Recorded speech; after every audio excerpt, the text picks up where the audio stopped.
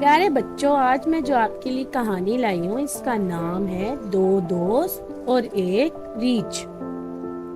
پیارے بچوں، ایک دفعہ کا ذکر ہے، کسی گاؤں میں دو دوست رہتے تھے۔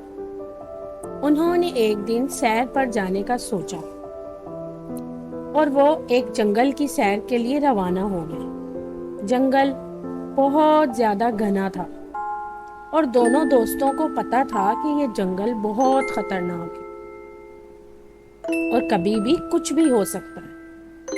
اس لیے انہوں نے ساتھ رہنے کا فیصلہ کیا اور کہا کہ ہم ایک دوسرے کی مدد کریں گے۔ اچانک انہوں نے دیکھا کہ ایک بڑا سا ریچھ ان کے قریب آ رہا ہے۔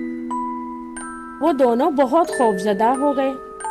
ریچھ کو قریب آتا دیکھ کر ایک دوست دوسرے دوست کی مدد کی پرواہ کیے بغیر ایک لمبے سے درخت پر چڑھ گیا۔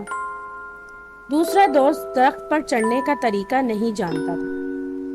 جلد ہی اس نے آنکھیں اور سانس بند کی اور زمین پر لیٹ گیا، جیسے کہ وہ زندہ نہیں تھا۔ اس نے کہیں سے سنا تھا کہ ریچھ مردہ انسان کو نہیں کھاتا۔ یہ حقیقت میں بدل گیا۔ ریچھ اس کے قریب آیا اور اس کے کان اور سر کے گرد سونگھ کر چلا گیا، یہ سوچ کر کہ لڑکا مر گیا ہے۔ جب ریچھ نظر سے دور ہوا تو اس کا دوست درخت سے نیچے اتر گیا اور پوچھا کہ ریچھ نے تمہارے کان میں کیا کہا؟ دوسرے دوست نے جواب دیا، ریچھ نے مجھے خبردار کیا کہ وہ ان دوستوں کے ساتھ نہ رہو جو خطرے کی حالت میں اپنے دوست کو تنہا چھوڑ دیتے ہیں۔